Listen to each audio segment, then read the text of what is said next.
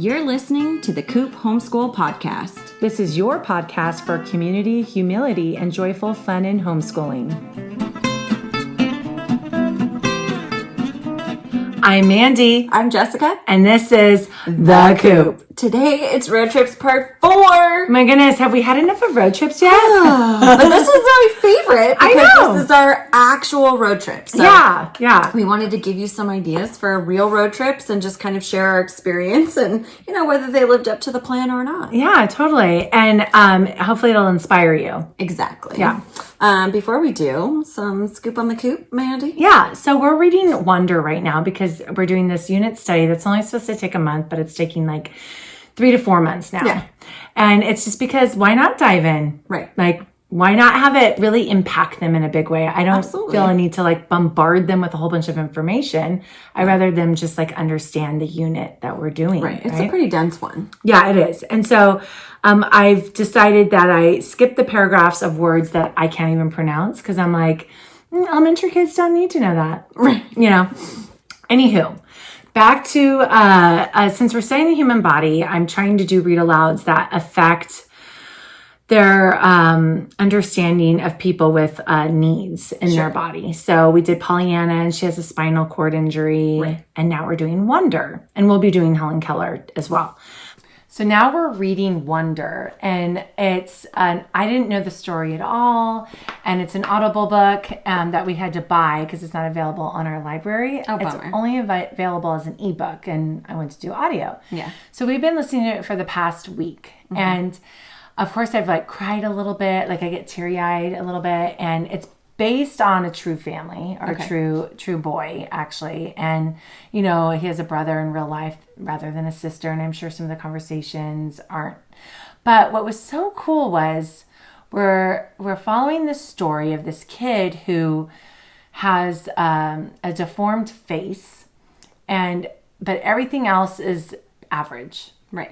And he's entering traditional school for the first time as a 10-year-old. So that my kids are getting to witness that, being right around that same age, especially my 9 and 11-year-old. And what's so funny is today, driving home from gymnastics, we're listening to it in the car because we're car schooling. Right. And we're listening to it in the car, and the chapter goes, the cheese touch. And you don't know what the cheese touch is. But we all know what the cheese touch is. And I'll tell you why. The kids go, the cheese touch? So, and every chapter is only 3 to 4 minutes, basically. So they're really bite-sized chapters. And I'm like, it can't be the cheese touch that we know. It can't be what we know. The cheese touch is from Diary of a Wimpy Kid. Oh, okay. And it's a piece of cheese that's been sitting on the playground for ages that's molded. Ew. And somebody touches it. I don't remember if it's the Diary of a Wimpy kid or if it's his friend, and then you lose your friends. I don't know. It's just this dare or punishment or whatever. But my kids know it frontwards and backwards because they read the books over and over again of Diary of a Wimpy Kid. So now they're hooked. Yeah. They're just what is this? You can hear a pin drop. They're just... So finally, the kid story, because he's narrating his story, gets to that he felt like he was the cheese touch from Diary of a Wimpy Kid. And I was like, there it is.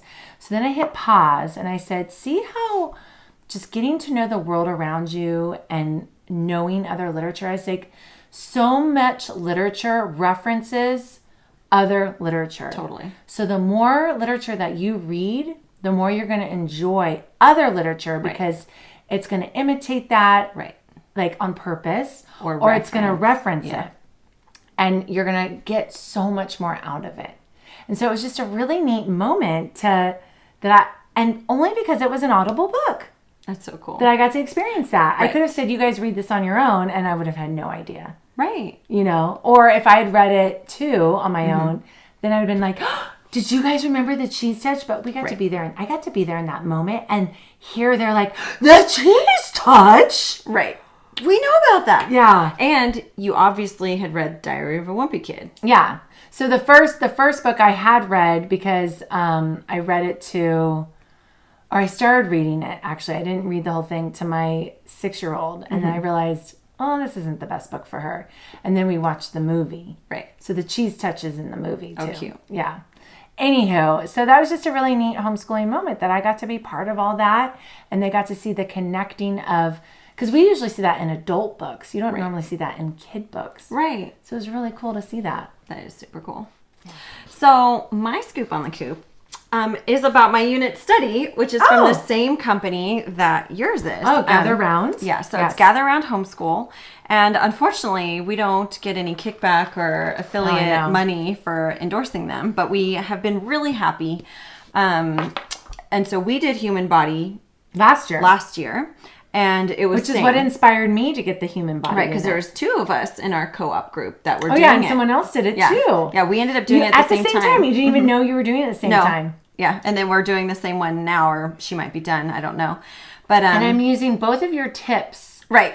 Like, a little combination of everything. Like you recommended having the teacher guide up on your computer so you can click on the links to the videos. Right.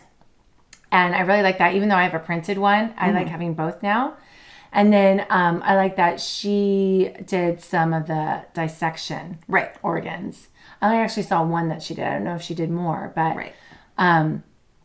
but that clued me into that. Right. And then I saw you used the how to draw anatomy book from that your I book. got. Yeah. So I have, you told me to get the Anatomical Workbook. Mm-hmm.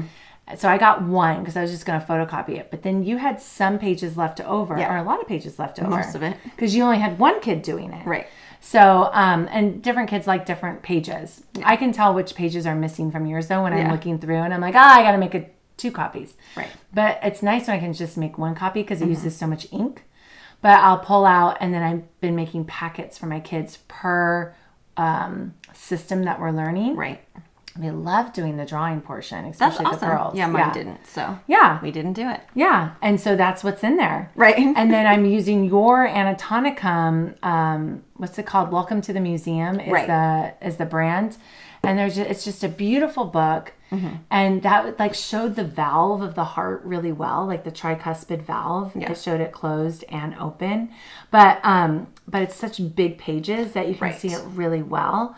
So I'm pairing it with that. So it's just a really great combo. And then you gave me another Human Body book too that I've been using as well. And then I had some geared towards younger kids, but that are actually still fun to go through. Yeah. Yeah. Oh yeah, I have the Mm-hmm. So we're doing space, and after Human Body being my first real in-depth experience with this particular company, I was like, wow, it's a lot.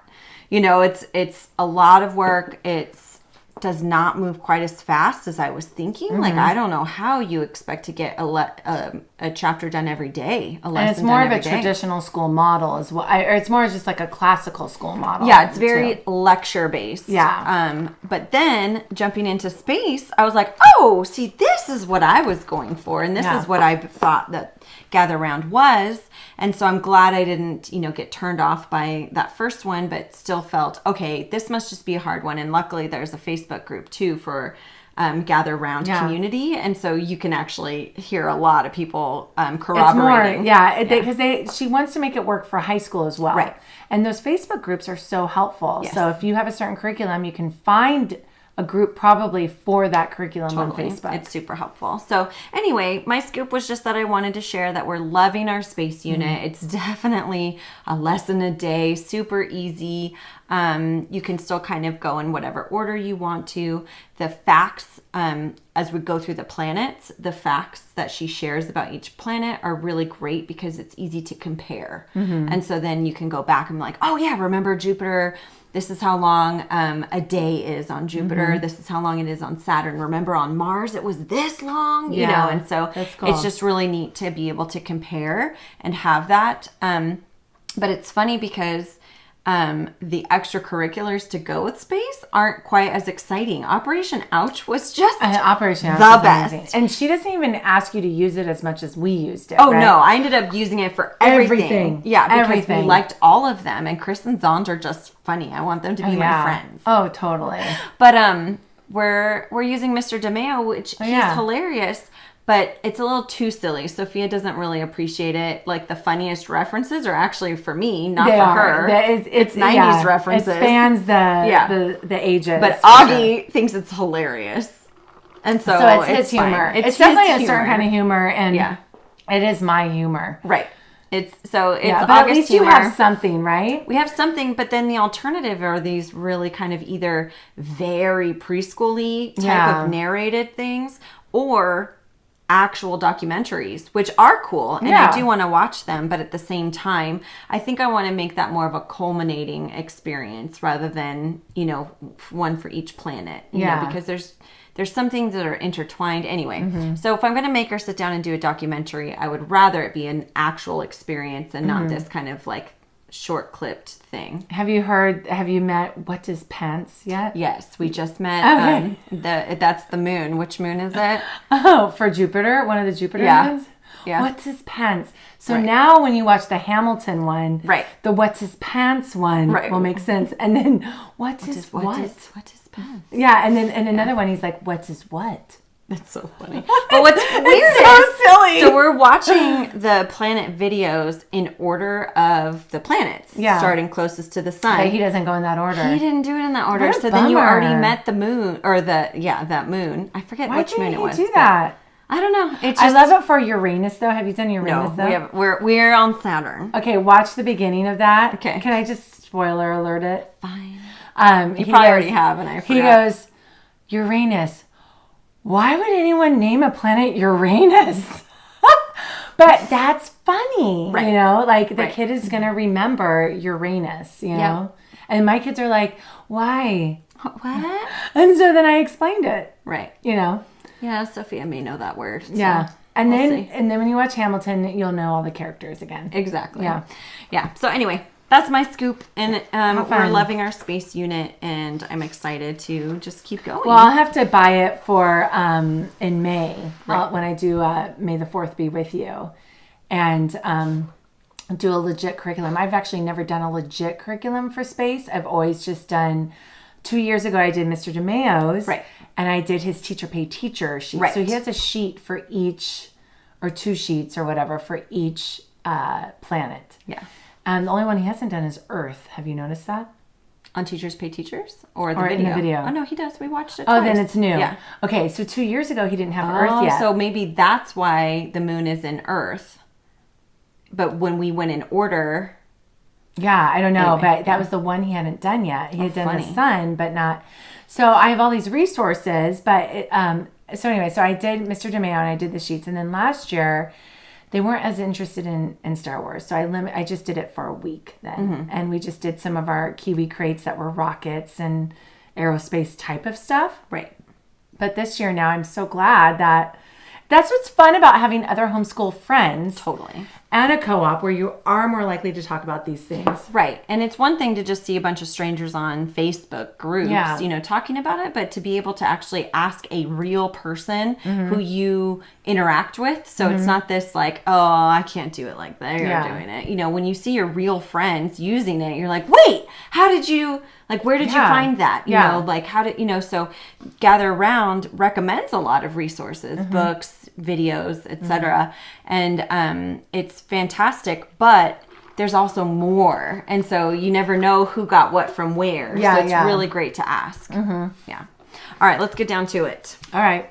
Road trip, episode 4, or part 4. So we already did part 1, which was episode 53, Creating the Plan. Part 2, episode 56, was the educational component. So adding that learning factor as homeschoolers, that's what we want. And then part 3, episode 60, which was living the plan. And we talked about sort of the realities of what does it really look like if you make this plan, what really happens? Yeah. And so in that, we shared some of our experiences, but we really wanted part 4 to be an opportunity for us to just kind of share with you a road trip that we planned and went on and kind of that experience. Yeah. Would you like to go first? Yeah, sure. Okay. I thought I'd do the San Francisco one. So this is like within my state. Right. And it's 7.5 hours away from my home. Right. So you could literally drive there in a day. Yeah. And you just go up really one freeway called the 5 freeway. The 5. The 5. And so it's just my kids and me, though. So normally you want to do it as a family, but when you go during the week and your husband only has so many days off and it's only 7.5 hours away, I might as well just drive myself. When it's convenient. Yeah, and I had a friend who lived up there, so that's who I was going to go see and stay with. Yeah. And her husband was working during the week, too. So there was no reason for... I mean, there's always a reason to have your favorite people come, but, you know. So it was just me and my kids. I did the bag of fun. I had books about San Francisco that we studied ahead of time. I also sewed tote bags for them to put their stuff in because I didn't want it all over the... And this I probably did about 4 years ago. Right. So this is still pretty early on. They still have their little DVD players. Cute. They didn't have like Kindle tablets yet or anything like that. So we studied, one of my favorite books about San Francisco is This Bridge Will Not Be Gray by Dave Eggers. And it's a really cool thing of how they cool story of the true story of how they picked the color for the Golden Gate Bridge. And it's done and the art in it, the illustrator did it all with cutting out paper and using the paper. That's cool. As the art. Yeah. So it's a really neat book and it's one I've kept. All the other San Francisco books I gave back to our charter school or back to the library if I was still allowed at the library at that point. And but this one I kept. We also had a guide, a kid's guide to San Francisco. Oh, fun. And you can look those up. We've had one for Alaska. We have one for LA. We have one for San Diego. But we had that guide, and I didn't have to make the activity book. And I actually wouldn't have thought to make an activity book back then. Cause that was We've come so far. We've come so far.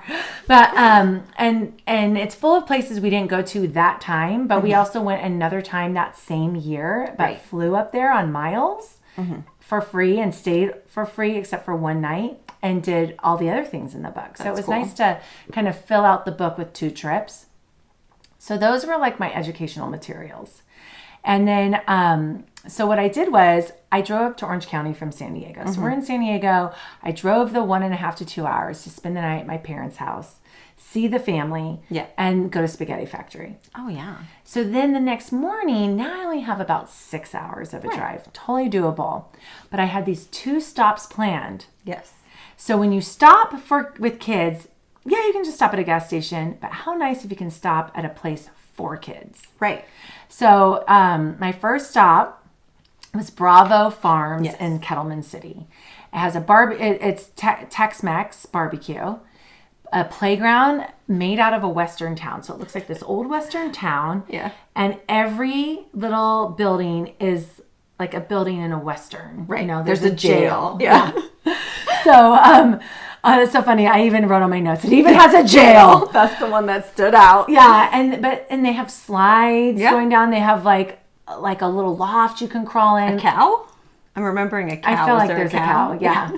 And then they have picnic tables outside. So you can sit there and do whatever you want while they do that. But I was that was during my I was like 40 pounds lighter than I am now. So that was like my fitter time as a parent. And so I was crawling around with them. Yeah. You know, and that was really fun. And my daughter, my youngest was way younger. You know, she was probably toddler like 2. Still. Yeah. So I definitely, 2 or 3. So I definitely had to go around with her anyways. But it was really fun. Ice cream shop, their country store was like huge. It's like as big as like the first floor of Target. Yeah. But a country store. So so cute with the barrels and the specialty stuff. And then they have the ice cream shop. And then they had this giant sequoia. You know how they do that? Like here's the ages showing the tree rings. Yeah. And so they showed like when Jesus was born, where the circle would have been, you know, and I mean it went crazy. So far. It was so huge. Neat. Right. Huge. So that was really neat that was in there too. So we spent 2 hours there. Then we got back in the car and we drove probably 3 more hours. But you have to drive out of the way to get to this next spot. Because my friend lived in Castro Valley, which is out in the Bay Area, but outside of San Francisco. But I really wanted to go to Casa De Fruta. Oh, yeah. And I'll link it on the podcast. But it's family owned since it began in 1908. It has a winery, which I couldn't go to with the kids, but I did go into the tasting room. Oh, nice. And did a tasting. They have a really nice restaurant, which I didn't go in with the kids. But they also had a walk-up counter where the tasting room is. And we got like the most like real home-cooked like quesadillas. But like on these huge homemade tortillas. Nice. So good. So we had that, and then they had like a gift shop. They had the nuts and treats shop. They had the ice cream shop and the fudge. You could pan for gold there, so we panned for gold. Oh, cute. They had a double-decker Venetian carousel that was moved from Italy to this spot. Nice. So we went up on the second floor of the carousel. I've never been on a double-decker carousel. That was amazing. Is there a rail along the entire second floor?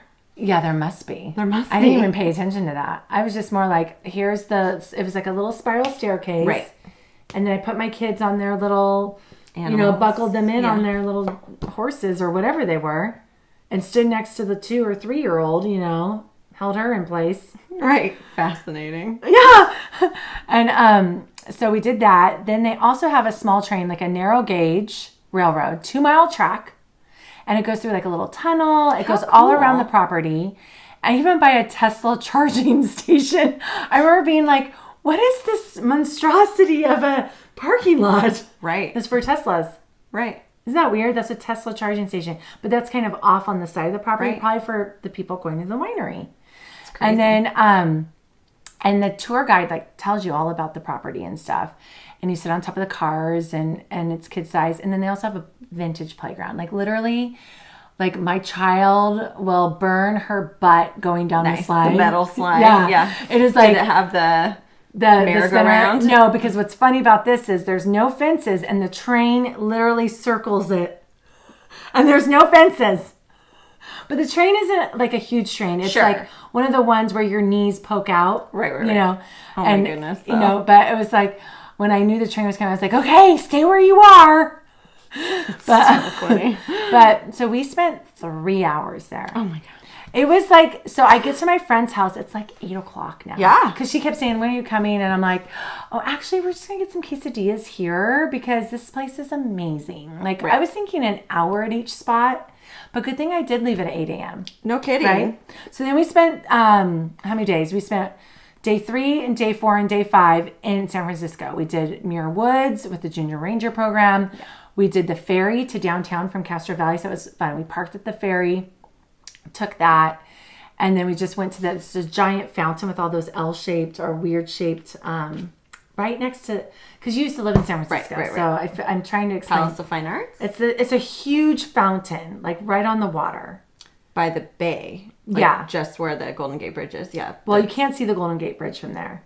It's the Palace of Fine Arts. Okay, maybe. Okay, and you can run through the fountain, and then there's a playground there. We probably spent like 4 hours in those two areas. There's giant buildings like Pier whatever, yeah. and you can move your way down to Pier 39, way down there. It's down. Down over there. But we literally just hung out there, and then we went to this like huge marketplace, like a public market. Yeah, is right there. So we went to the public market and ate there, and then we rode the ferry back, and then the next day we did the underground BART, I think it's called, to wherever it comes up. And we went to Chinatown, and I had looked up restaurants ahead of time, and we went to the Chinese restaurant that Obama had gone to. Right. So I knew it was going to be good. And then the trolley didn't pick up anywhere in between because it was crowded that day. So it must have been a Saturday. It was crowded.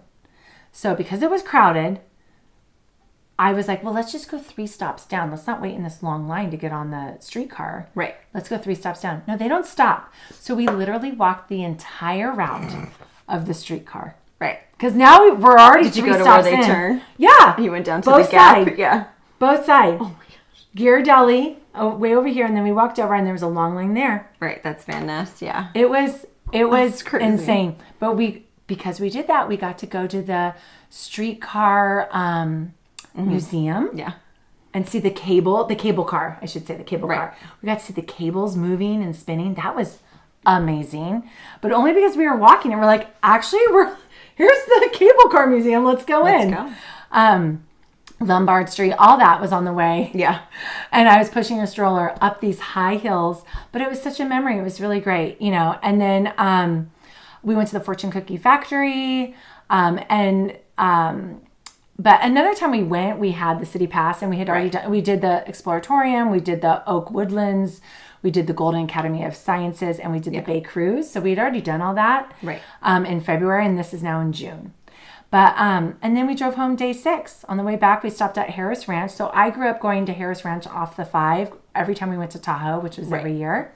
And they have a country store, but I feel like Harris Ranch totally misses the opportunity to like give kids tours of like the cattle farm, or like, I don't know, come up with something. It's an awesome stop. It's a beautiful inn. Yeah.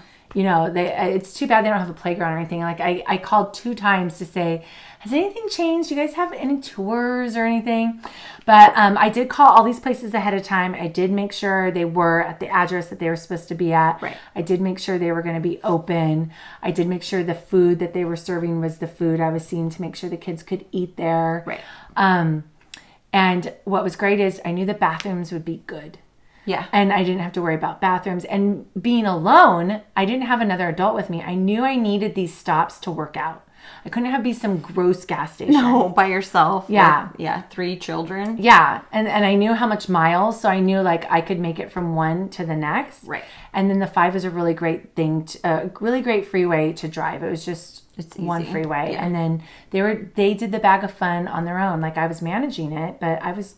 and no other adult in the car. Right. Yeah. And then when it was time, when they pulled the Bag of Fun popsicle stick out that said San Francisco Books, I had the bin next to me, and I just reached down and I said, here's the $3. You guys look at them and rotate when you want, you know, and they had their DVD players with them. When they pulled out the thing that said DVD time, I'm like, enjoy. This is my 2 hours to listen to podcasts or something. Right. Yeah. Yeah. What were you doing at that time? Yeah. So what was I doing? I wasn't doing Audible yet because we didn't have that. So it must have been either music. Oh, and I couldn't even connect to our car yet. Right. And I didn't have AirPods yet. Right. So I probably just put my phone on speaker and played music. That's funny.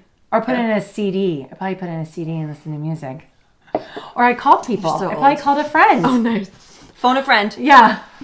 So, I've come so far in my ability to use my technology. Yeah.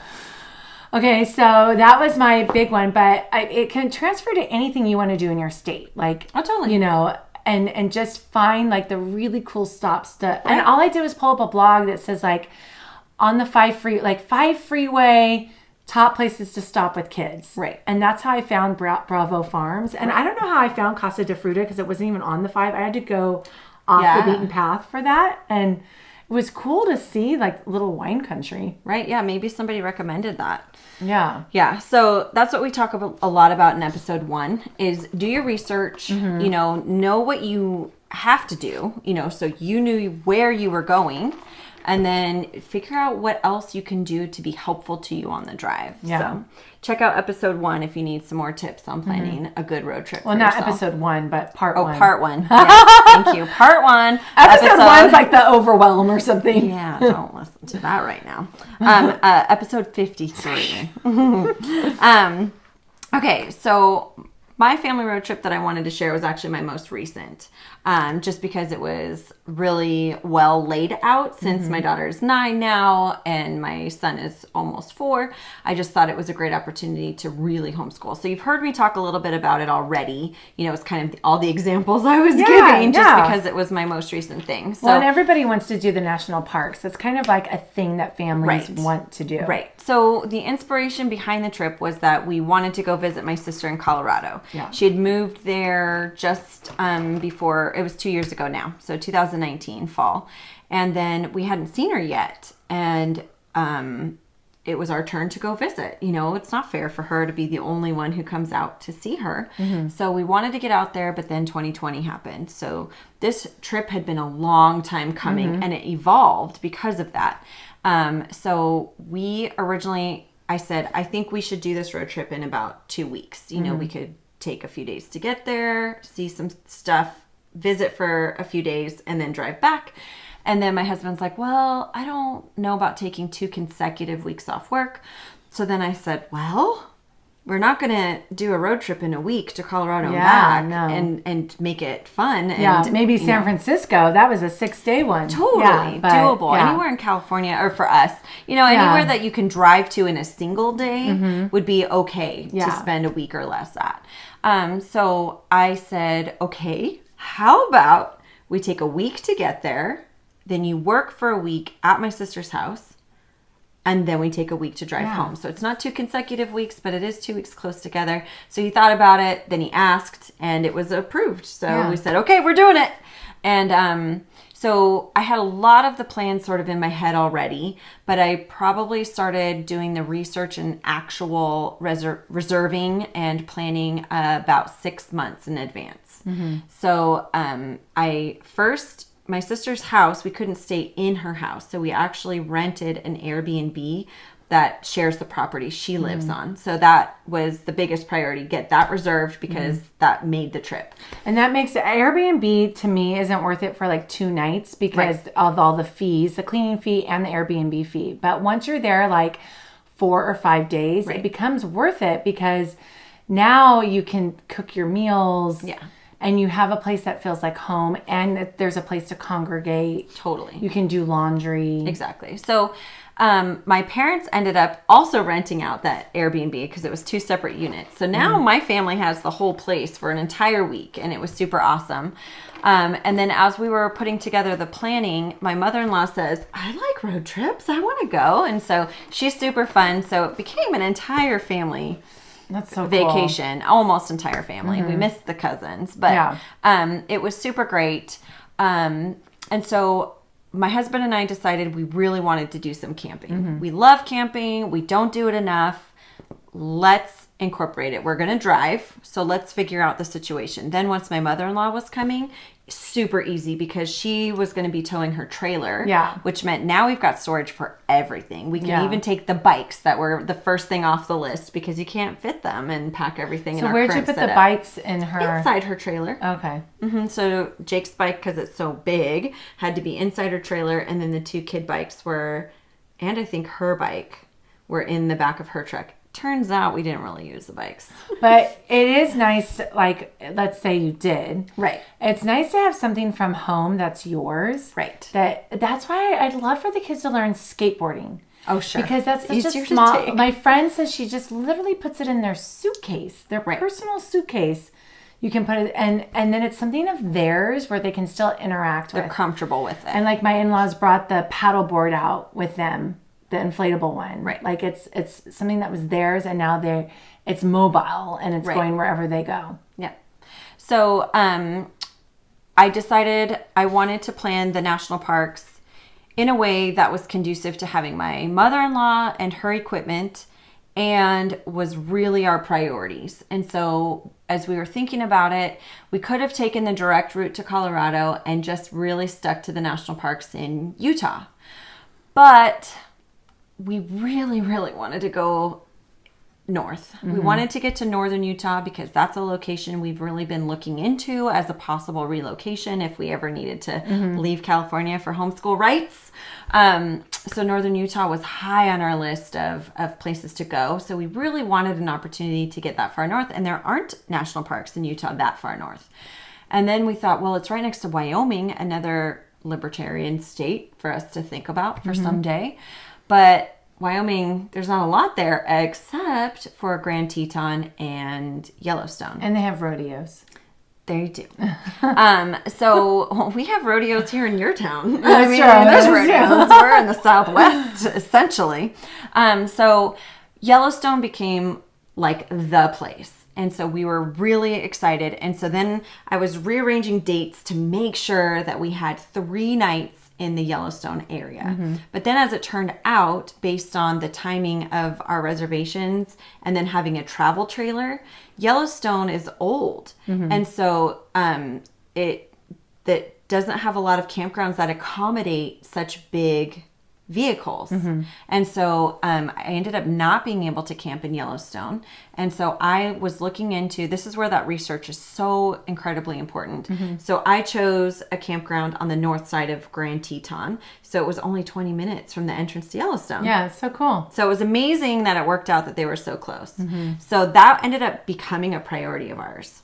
And I'm just going to throw this out here. If you guys are planning on anything like this yourself, message us. Oh, totally. Because I'd love you to share could more. share some of your campsites and because the actual route and all that stuff. We watched actual YouTube videos of different people at these very campsites, campgrounds, and they went around saying, this is my campsite.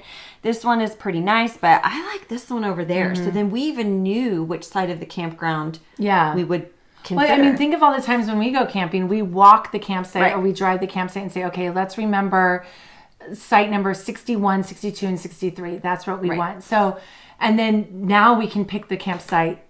Not all campsites are created equal within a campsite. No. Yeah.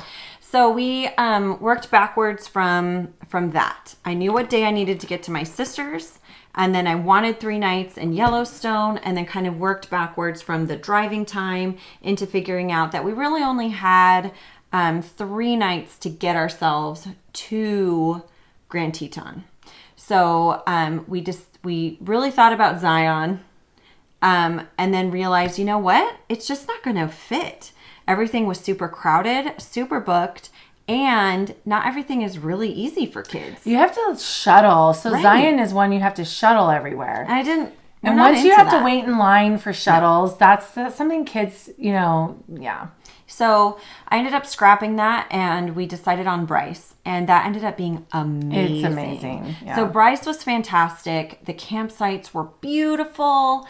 Great facilities. Everything was just perfect about the time of year we chose to. We intentionally chose September because we knew we'd hit a little bit of fall. We knew we'd be past the heat of the summer and crowds. Yeah. So it was as perfect as we had hoped. Yeah, that's awesome. So we did Bryce Canyon for 2 nights, and then we went up to northern Utah and we stayed at Bear Lake, which is a cute little lake town resort. And then from there, we got up to Grand Teton. And so everything was really awesome. We expected Yellowstone to be the highlight of our trip, and it really wasn't. Yeah, Grand Teton stole the show. Over Bryce Canyon? Oh, for sure. Oh, yeah. I Bryce like Canyon's the desert. Yeah. But I have seen a lot of it in my lifetime. And it's just something you look at. Whereas Right. I feel like the Grand Teton, you're actually interacting more with nature. You can, you're watching for the sure. sunset. We weren't going to go do any of the crazy hikes in Bryce. So we were just going from one lookout to another lookout. Yeah, exactly. Same with the arches or, Right. Grand Canyon even for us. you know. Yeah. So we really were enjoying Grand Teton. I was going to say something. When you live in San Diego, I think a lot of people not native to here think of it being a beach town, which it kind of is, but it's desert. It is literally a desert climate. And so we have the actual Anza Borrego Desert, just a 45-minute drive from your house. And that's where I grew up doing all my recreational activities with my family. You know, we went out there every weekend in the winter and rode motorcycles and stuff. And so that's a landscape I'm intimately familiar with. And of course it was different and magnificent in Bryce, and I hadn't seen it before, but it wasn't somewhere that really just felt home to me. I like mountain and forest, and so I didn't really know what to expect from Grand Teton because it's not, I don't think it's a national park that people, I don't know. It's just not, it doesn't have the reputation the way that you know what Grand Canyon is. You know what Yellowstone is. You know what Yosemite is. But what is Grand Teton? Yeah. I had never heard it of it was till Bryce you Canyon, quite said honestly. it. Yeah. Right. I was imagining hoodoos, but it wasn't hoodoos. There's no hoodoos. No hoodoos. But it was gorgeous. It was forests and it was mountains and there were lakes and it was amazing. So that was totally the highlight of my trip. And it's not as crowded, I bet, because people don't pay attention everyone's to that. in Yellowstone. So, So it was just fantastic. And we saw a grizzly bear. on our so way cool. back from Yellowstone back to our campsite in Teton. So that grizzly bear was 2 miles from our tent. That was pretty cool. We got rained on in Teton. So I was really thankful that we knew to expect weather. And the lows those nights that we were there were 32 degrees. Yeah. So we were also prepared. We had our proper sleep equipment and warm clothes. We were prepared for extra in case it wasn't enough. But it turned out we were perfectly prepared for it. We didn't even break into the extra blankets. We weren't even layered as much as we were afraid we might need to be. We had our rain fly set up. And so that was fantastic. And then when we packed up 2 days after the rain, there was ice on the underside of our rain fly because after the rain and it was wet, it froze. Amazing. Yeah. So anyway, it was wonderful to be able to kind of live through your worst case scenarios that really weren't a big deal. Yeah. Yeah. Because we were prepared and it wasn't a big deal. Yeah. You know, if that's the worst that's going to happen to you, you're fine. So, even the food in Grand Teton was enjoyable. You know, you don't go to national parks for their food. Yeah. But they had amazing pizza. And then I feel like we had they had an amazing store. Cool. At Jenny Lake, and the store was super fun. I love having little destinations. That's why when I'm going to, where am I going this summer? Yosemite. Right. At Curry Village. Like, I'm glad there's a little store and a little restaurant. I'm like, that is going to make it for me. For sure. You know?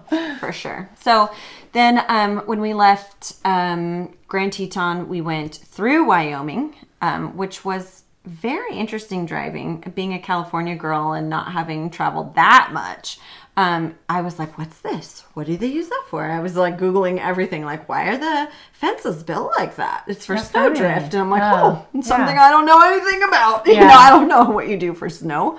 So that was just really interesting. And then we got to my sister's. It was fantastic visiting with her. She showed us around Fort Collins. We went up to Rocky Mountain National Park.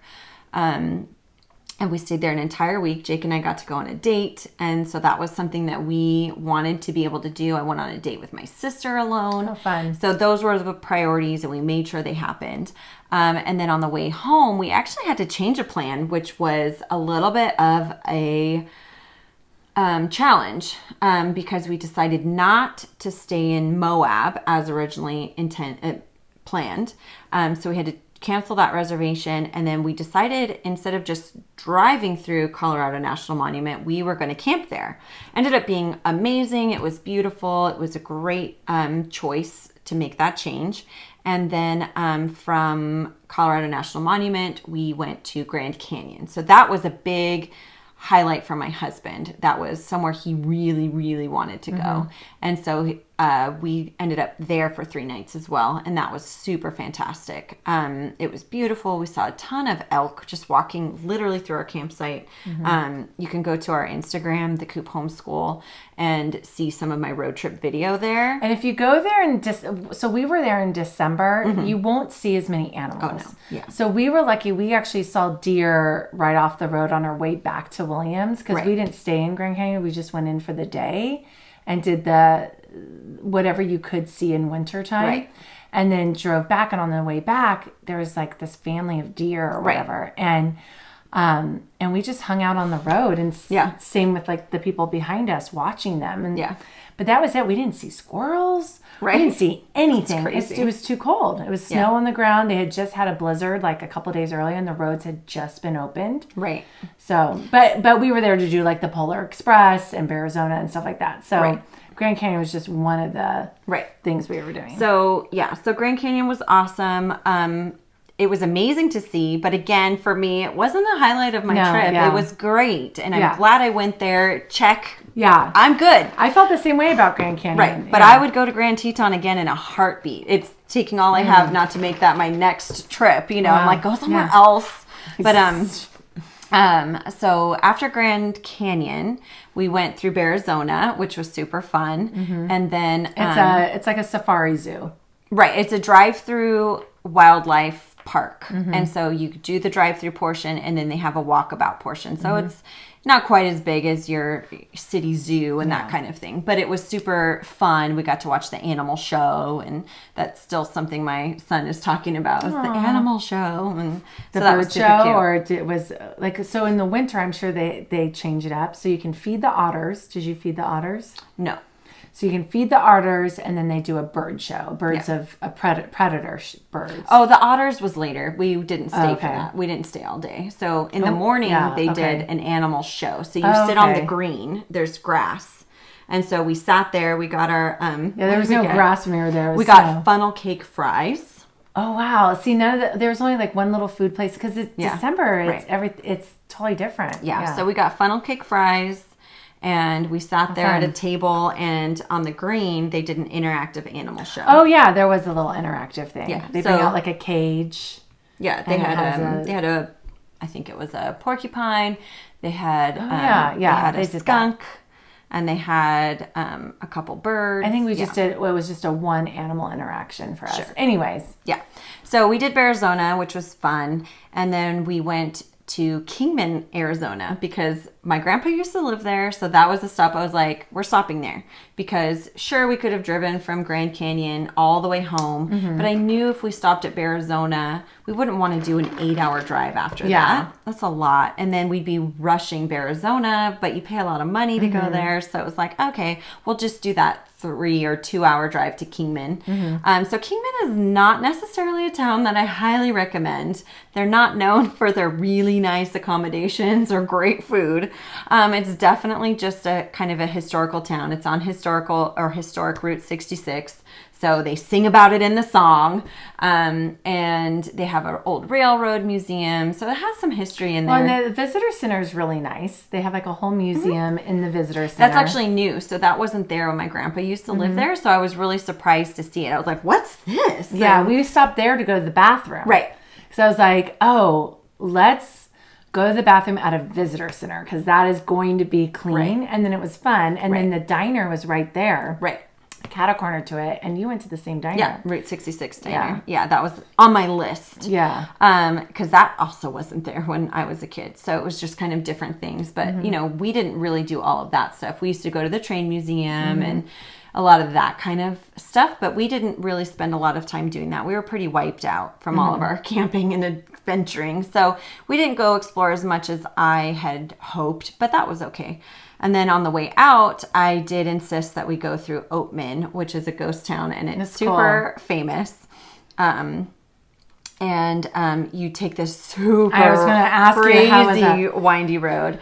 It was super great. Jake drove it. It was no big deal. You didn't have like sheer cliffs on your side, so it wasn't so bad. We were there in the winter, and we went. I wanted to do Oatman, but then I had heard that it's really sketchy, and I was like, oh, and it had snowed. Right. So I didn't know how it would be in the snow. I don't remember exactly what the altitude was. Kingman doesn't usually get snow that stays. Yeah. That's so true. I don't know if they would have had icy roads. So it may have just been fine. But, you know, it's not as high as Flagstaff. So I don't know that they would have had a problem. But the roads are super windy. You're literally just driving 20 miles an hour. You know, so it takes you forever to go like 11 miles. But it's super cute. And the people who live in or near Oatman love their town and are passionate about it. And it's native to a bunch of burros. And they're very insistent that you don't feed the burros carrots anymore. Like when I was a kid, we would just give them carrots. And so now most of the shop owners sell feed for the burros, and they call them all by name. And they tell you, oh, Lucy bites, don't go over and pet Lucy. You know, and so we were just keeping our distance, because we usually do with wild animals. But it's just crazy. We drove up to so many burros, and we're just like, excuse us, you know, and they just walked around, came to our windows to see if we had anything, and then moseyed on by. Cute. Yeah, so it was that would super be such fun. a highlight for me. Yeah, it was really cute. So I have a lot of pictures of those guys too. And then, then we came home, and that was our road trip. So Bliss. Yeah, it was a really amazing road trip. We had a super, super fun time. It lived up to my expectations. I didn't get everything done that I had planned to get done, but it was okay. Yeah. Yeah. So those were our family road trips. And then we wanted to be able to inspire you to consider taking a road trip with friends. Yeah. You know, as homeschoolers, like you said, why wait for the weekend, or why make the spouse take a week off when you also have friends that you love doing life with, and you could do a road trip? Yeah. So I sent you this top donut places in Southern California, and it was like an a road article, trip. right? Yeah, it was an article, and I sent it to you, and I said, well, we should do this. Yeah. Mostly joking, but also kind of fishing. Yeah. And I think we already knew each other well enough to know that we loved donuts. Our kids loved each other. August was only 1. He must have only been 1.5. And so anyway, you were like, yes. Let's make it happen. Let's make it happen. So that's why we're wearing, if you're watching the YouTube, I'm wearing my donut Mickey ears, Disney ears, and you're wearing the donut shirt that you made for us. Yes. And then we did a craft day that they made the necklace on. Yeah. So Jessie was in charge of the educational component. Yes. And then I just followed the article in which donut shops to go to. You did, but then you made some executive decisions. Yeah, We skipped a couple, that and then were you added really a couple. far out. Yeah. And then on our way back, we changed it last minute because we kind of ran out of steam and didn't want to go all the way down to one. So we just went to one that was actually the Krispy Kreme factory. Yeah, it worked out better. But it was really cool because we stayed overnight together for the first time in LA. We drove up from San Diego, hit 3 places on the way, 3 places on the way back. Right. Got In and Out too as our lunch. And then we went to the Grove in LA for dinner, even though it was on Sundays, they close early. So it was actually a whoops in the plan. If it had been any other night of the week, it would have gone later. Right. But Sunday, obviously, for most places, they close earlier. Right. So, we managed to get food. It wasn't the worst. But it wasn't as cool. And we took the trolley in the Grove. That was really cool. The kids had a blast, and we did 2 things in LA. When we first got there, we went to LACMA, the LA Contemporary Museum of Art. And we only had like 1 or 2 hours there. Now, we started really late in the day because I had church in the morning. Right. But if we had started at 8 a.m., we would have gained 3 hours. So then the plan would have been fine. And then, but there was definitely I had planned too much. I was over optimistic about time. But if we had had those 3 hours, we would have been fine. Right. And then the next morning, I went to La Brea Tar Pits, which was super amazing. And for breakfast that morning, you put together the taste test. Right. And so that was really cool. So we had eaten fun donuts at each donut place. And then Jessie had gotten the control donut. Like the raised glazed or the pink with sprinkles. Your family picked pink with sprinkles. Right. You guys picked your own control donut, and then my kids and I picked our own control donut. That way it was something enjoyable to the kids still. So then you encourage your kids not to pick that one at each place, but to try, one of the specialty peanut items. Butter cup or the Fruit Loops or the whatever. Yeah. And the places were super epic. Like when you're literally driving through a donut hole. And I wrote a blog about that. We'll definitely post it with this episode. Yeah. Or around this time. So check that out. It'll be on our show notes. And but it was cool to incorporate, like you had made the activity book, so you had stuff for LACMA and you had stuff for the La Brea Tar Pits. So it was cool to get some of that into and not just donuts. Right. The kids had a blast. Like that was like an epic thing that we did that year. Yeah. So we also, we put a lot of pre-planning into it. So, you came up with the where we're going, and then I planned the curriculum and the extras. There was a donut playlist and everything. And Give a Dog a Donut book. Right. And, there was books that we got to go along with it. And then we actually wanted to have some fun days before we even went. So we had a craft day where we came up here and the kids made their own donut tote bags. Yeah. So if you're watching, I'm holding it up. So I made a logo for our trip. And we put it on t-shirts and tote bags. And so it was just an iron-on transfer that I printed, and it was super fun. And then I got stencils, donut stencils, and the kids got to stencil the back and use markers or paint. And then you sewed on the inside this cute donut fabric. I got donut fabric, and then I did a similar idea for our teacher tote bags. Yeah, which were a little bigger. Yeah. Yeah. Yeah. And so we had donut binders and clipboards. That's really cute. We watched we had a donut mask even like to do at the hotel. Oh yeah, you got us face masks. Yeah. We donut erasers. Yep. We watched a How They Make Donuts YouTube video before we left. And then you even got some cute little gifts for the donut road trip. So you got us donut stretch pants and the girls and socks. Yeah. Yeah. And then my son, he had a donut t-shirt to wear the second day. Yeah. And then you gave me a little road trip gift, and it was a little donut car freshener, air freshener. Oh, do you remember? Yeah, it was like a little cute little donut one. Probably full of chemicals. Whatever. It was cute. It was about the thing. Oh, and the kids got to make necklaces. So, of course, we made our own. Yeah, you're wearing it. Yep. We had a ton of really neat thematic moments. That's kind of an easy theme. Right. Donut stuff is everywhere, and everyone loves. Yeah, everyone. And right now, like gourmet donuts is like a thing, you know, and so it was a easy thing to put together. The kids still sing one of the songs from the road trip. 1,000 tiny donuts. Yeah. Everywhere. Yeah. Yeah. So that's just a fun little memory. I'm sure August has no idea, but it was fun. And then we added in the educational component. So they got to do their taste test from day one. And then when we got to Krispy Kreme on day 2. Which was the final stop on day 2. Yeah. And then they did the day 2 comparison donuts. And so they thought it was super cool to figure out who liked which donut and, you know, just to kind of compare their own tastes and preferences to one another. And so that was a really unique experience. And then we went to some really iconic places. Yeah. You know, we went to the donut hole, which is the drive-through. So it's literally a drive-through donut shop. You roll down your window, she takes your order and brings you the giant donut that you're driving through the hole. Yeah. So that one was just super rad. And then we went to Randy's Donuts. That was the second day, right? Yeah. That was the... Yeah.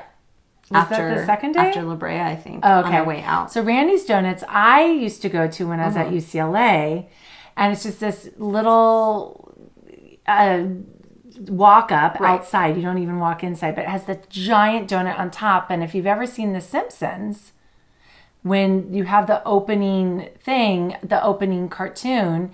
and Bart Simpson is on a skateboard or whatever, Randy's Donuts, he goes by it, and you see the giant donut on top of Randy's Donuts. And it's in so many Hollywood movies about LA. It's like in every LA-based it's iconic. movie. And that's where I found my favorite donut, which I had never had before. I wanted Fruity Pebbles on pink frosting, but they only had it on chocolate frosting, so I was like, I'll try it. And I was like, oh my goodness. Sold. Yeah. Game changer, because it's not over sugary like a pink frosting would be. Yeah. The chocolate cuts the sugar of the Fruity Pebbles. Brilliant. Yes. So good. And then, you know, like we said, we ended up at Krispy Kreme, which is another iconic place. Originally, we were going to avoid Krispy Kreme thinking, you know, they don't even have the best donuts, but the experience of Krispy Kreme is actually pretty cool. Seeing the factory of them actually being made. Yeah, it was perfect. Cool. Yeah. So it ended up and really it has a working big out. inside, so we could sit there and do the final taste test. Yeah.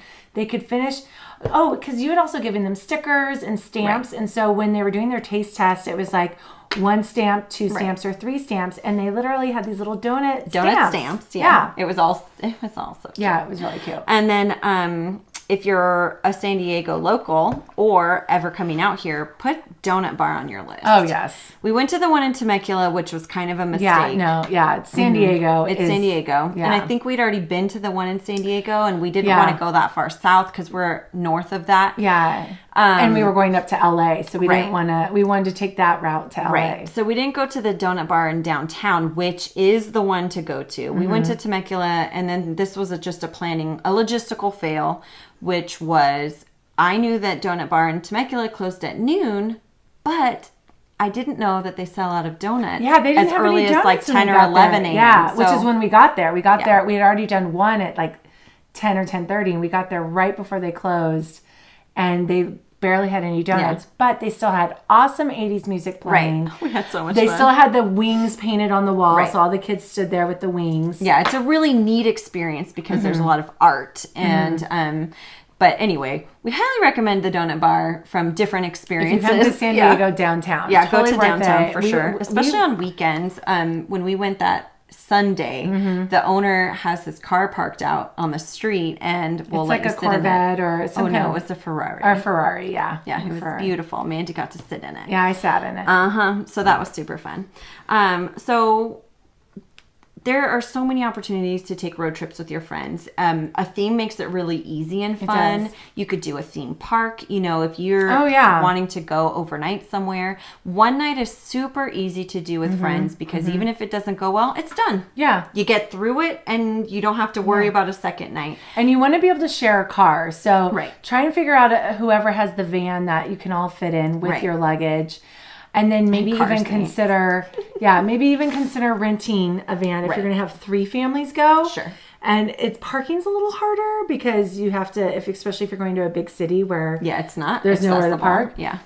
But you could always park somewhere and then Uber where you need to go. But at least you could get to the main areas together. Totally. But that's also an extra expense. So kind of You pick have your to people gauge. accordingly. Yeah. Yeah. So if what you're doing together is expensive, then maybe don't do that part. Yeah. You know? But if what you're Just doing throw all together, the kids in the same car then. You know? yeah, alternate or whatever. Yeah, so it was a really fantastic time. We were inspired to do more thematic road trips, but then just between life and then 2020 hitting, we didn't end up doing them. But we have a list that we may pursue in the future for more friend road trips. But yeah, like you could do like boba. Like you could do totally. like candy stores or playgrounds or beaches. Threw around doing food. Yeah. Oh yeah, we were thinking Chinese food or ramen or something or We were calling it our Chow Fun trip. Chow Fun. And then we talked about doing either different types of Asian cuisine or something like that. But then it doesn't, while we were trying to avoid doing something based around sugar and treats again, it also isn't everybody's favorite. So while you would want your kids to be adventurous and be up for trying it, not all kids are the right age for it yet. And they couldn't really taste test it if they don't like it at all anyways. Right. Like if you could find if you like sushi, which you guys do, if you could find another family who likes sushi, then that would be a great thing to do. And then you could like do art related talk to about expensive. Yeah. But I think arcades. So I thought of arcades would be fun. a really fun one, especially as they're older and you don't have to keep an eye on all your kids at once. And testing out different arcades in different areas and specialty ones. Like I think that would be a fun one to do. So then the last category we have for you is if you have a group of friends or your homeschool co-op, there are ways to do these little mini road trip ideas. And we actually tested out our donut road trip on the co-op because it was popular. It was fun. We knew we could do it. And so I kind of had these goals in mind, which was keep it to one day because it's a lot of organizing with that many people because to make it easy on yourself as the organizer, you just want to say make your own accommodations. But then Yeah, well, and more people can come if it's one day because some people have babies, some people have something in the evening. Totally. Or in the afternoon, sports or whatever. So if it's just like the school day that they've reserved, no big deal. Right. And so we wanted it to be accessible to the group so that we had great turnout. We didn't want it to be this like exclusive little thing for just the people who can accommodate, afford it and all that stuff. So the goal was one day, short stretches in the car, because the kids really just wanted to be together. And if we're kind of carpooling in different versions of things, you don't want the drives to be too long. To make the stops fun, turns out the kids just had fun being together. So the stops were fun, even though we ended up in long lines. And then find an educational component. That's why you have your co-op group. That's what makes it, a unique opportunity to learn something. And so what we ended up doing for the co-op donut road trip, we knew to go to Krispy Kreme first this time. And it was St. Patrick's Day, so it was really cool. The donuts were green. They were themed St. Patty's. Right. Yeah.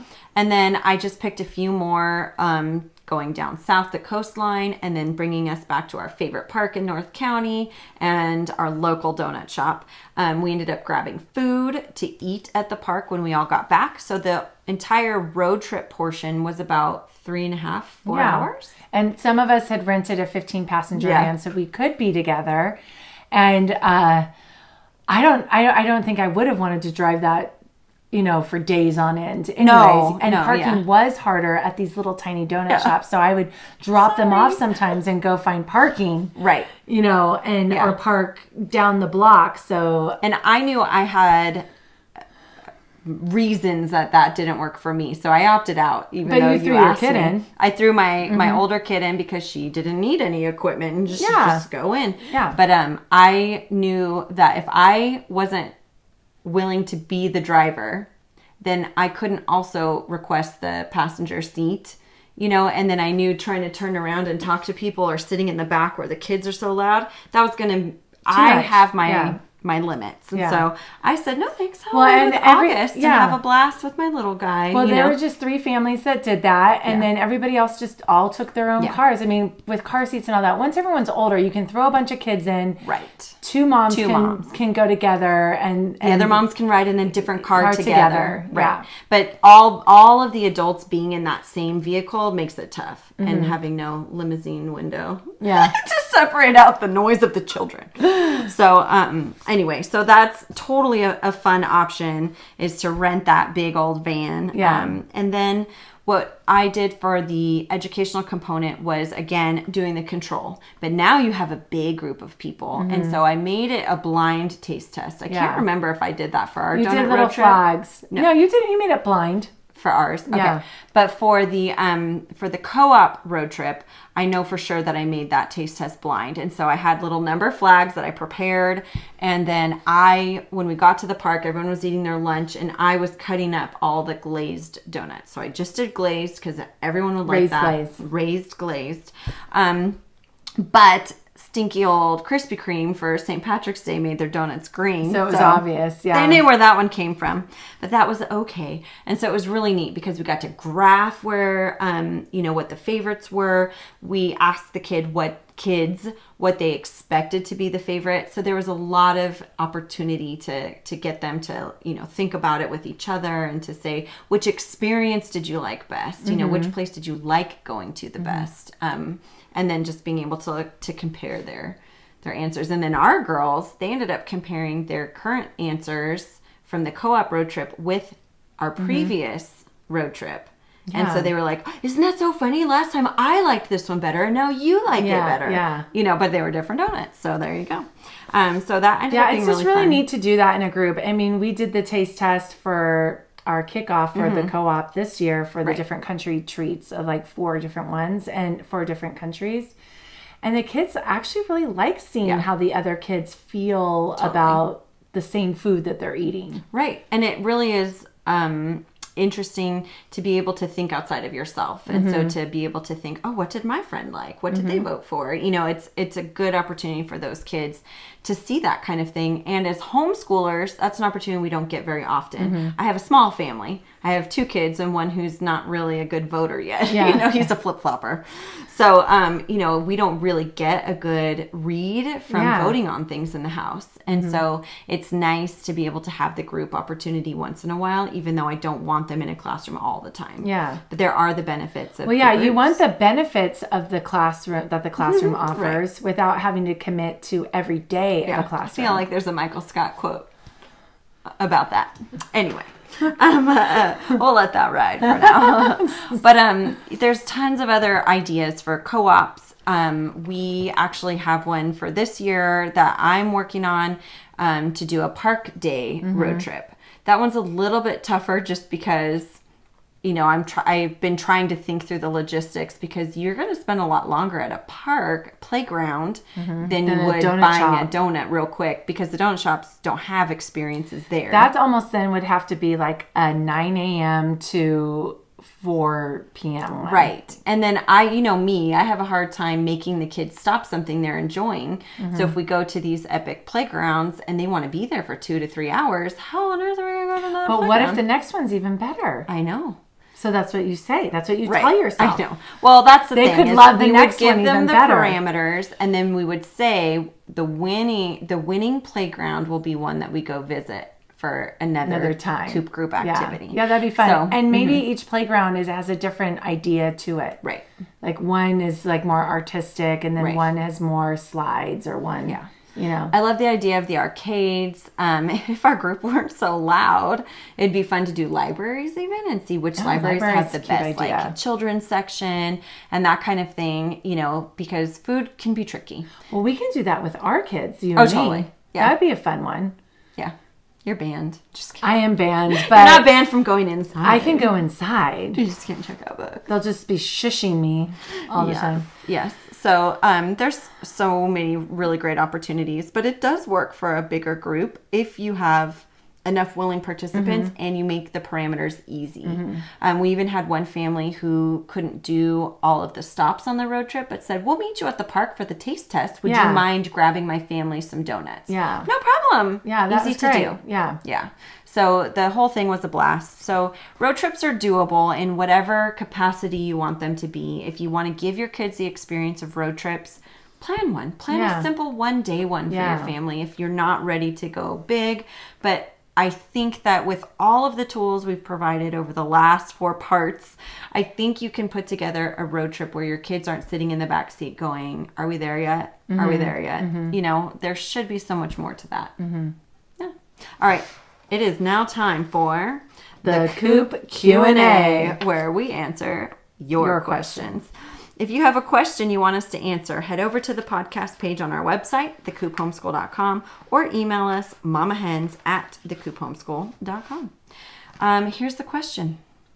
Does anyone work in homeschool? Does anyone work in homeschool around here? Well, I mean, like, if you want to consider, for me, like when I was on the board of the charter school, right? When we do the Coop homeschool and running a co-op, you know, that's all work. That's just work I don't get paid for. Not work. Yeah. Yeah. I just don't get paid for it. Managing a household too. Yeah. You know? So, but I think, you know, obviously the question means like people who like get paid. Right. So they need the income. What do I do? Yeah. And I know like we have one actual full-time lawyer in our co-op. You know, it's not even like she's 20 hours a week. She's literally full-time, and she's figured out how to do it. And one of my friends who I was just with the other day, she's now full-time at a homeschool brick and mortar classical academy. Right. And she goes in every day, but her kids have learned, since her husband works from home, as a remote worker. Right. Her kids know what to do while she's gone and while he's working, but he's there for safety. Right. But he's not even in the room with them. No. He's in his office. And her 7-year-old and 9-year-old are doing their work. And then when she gets home around like 1 or 2, like, so she just comes home instead of having a prep period there. Right. She comes home. Right. And then, so she actually is not gone all day. Right. Because she gets prep periods. That's awesome. So she comes home, and then she can go over with them what she needs to go over, help them with what they need, and then do her prepping later on in the day for the next day. Yeah, that's really neat. Yeah. So I think the biggest factors are really, what are your work hours? And do you have childcare? So I'm assuming that somebody's saying, does anyone work in homeschool? That means that they must already know that they have somewhere for their kids to be while they're working, whether it's with a spouse, with grandparents, with a friend, or even with themselves if they're remotely working. Exactly. So I think that's the biggest factor. If you don't have anybody to be with your kids while you're working and you need them to be at school, then that's really a no-go.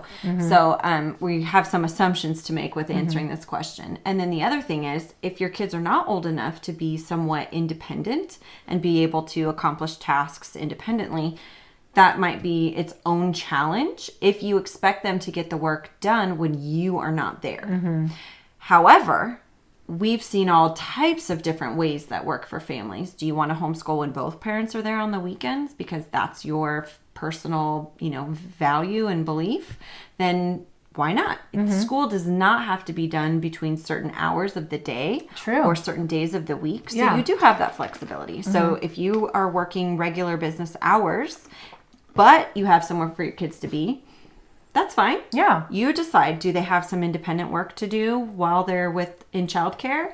Or do you want to go through their work or their school work or their whatever you're doing in the evenings and on weekends? Yeah. And then they can come with you. Your kids have always come with you to your work. Right. Or you leave them at their cousin's house. Right. So I work part-time outside of our podcast, outside of running our co-op and, all of that. And so I work, I think it's about 15 hours a week right now, maybe more because I'm in nutcracker season.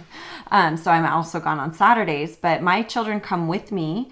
A lot of the time they stay with their cousins. It wasn't always that way though. When I had just the one child, she actually could come with me and she would do her work while she was at the studio because I knew she'd be perfectly safe there. Or even when she was like 2 years old. Yeah, she'd just come and play. Yeah. So I have the benefit of having always been able to bring my kids. And now I have the benefit of having childcare that is a blessing to both of our families. We call it Cousin Tuesday and Cousin Friday. So I work for 5 or 6 hours both of those days, and my kids get amazing time with their cousins and their aunt and uncle. And it depends on your kids' temperament. If they have the type of temperament where other people can take care of them or that they can sit while you're teaching, then you're fine. But if they have a highly active where they can't sit for very long, you probably can't take them to work. Absolutely. Yeah. My little guy, if I took him to work, he'd have to be,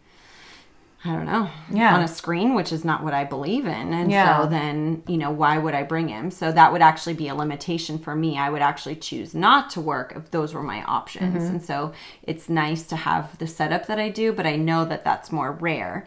And just to set the expectation here, my kids are not doing their schoolwork while they're with their cousins. And so on Tuesdays, they get the afternoons together. And so we do our work at home before we go. And on Fridays, it's kind of their day off. So, we mostly do a 4-day-a-week educational week. And then Friday is a free day. But I value what they get from being with their cousins. I don't consider it non-learning. It's just non-formal school. And so Friday mornings we go out there and we're actually there the whole day, but it's kind of neat because it's basically a split shift that I do. I work for 3 hours in the morning and then 2 hours in the afternoon. And so then I get time with my sister-in-law and with my kids in between. Actually, I take my daughter now to her horseback riding lesson between my blocks of teaching. So, I accomplished a lot in that time, and I don't feel it takes away from our homeschooling at the moment. And you don't, like you were just mentioning, you don't have to homeschool 5 days a week. Right. I mean, this week, I was at Legoland all day on Monday, and then today we schooled for maybe an hour besides their math that they do on their own anyways. Their independent work. Yeah. So, and we were with you, and then we were at gymnastics and music. And then tomorrow we're just cooking, and I'm helping my daughter work on her Halloween costume, and that's our school day. And the cooking is it overflow? Radish Kids. Is it overflow though? I was gonna say, was it something you meant to get done earlier? And now that's what I designated. Okay, that was what you designated. Yeah, because that's the nice thing about having a bit of an open space in your plan totally. is if there's something you didn't get done, you're not squeezed now and then pushing off next week's curriculum. You can do that on Friday, on your flex day. I had Tuesday and Friday were cook.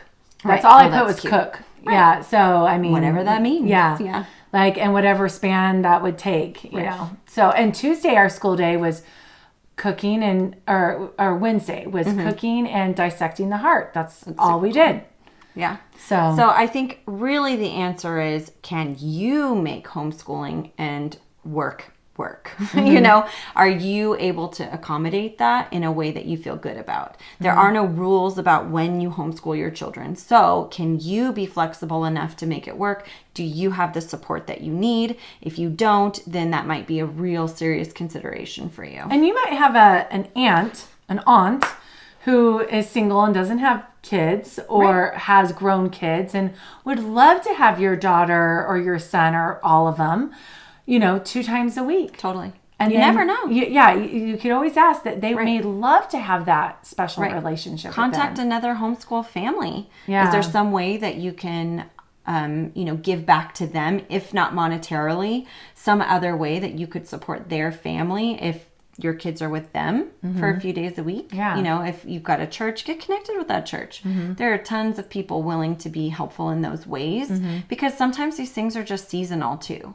And so you reevaluate it every season. You know, maybe you're not ready to homeschool and work right now, but maybe in a year you are. And maybe there's someone with one child at home, a single child, who would love to have 2 other kids with her if they're within the same developmental I'm pretty sure stage, I've offered that before when I did only have my one child at the time, because I was like, sure, that would actually be fantastic because I don't do anything formal anyway, but having another kid would actually encourage her to kind of sit down and do what I'm doing, you know, to do it together. So anyway, I think that that's a great suggestion. Yeah.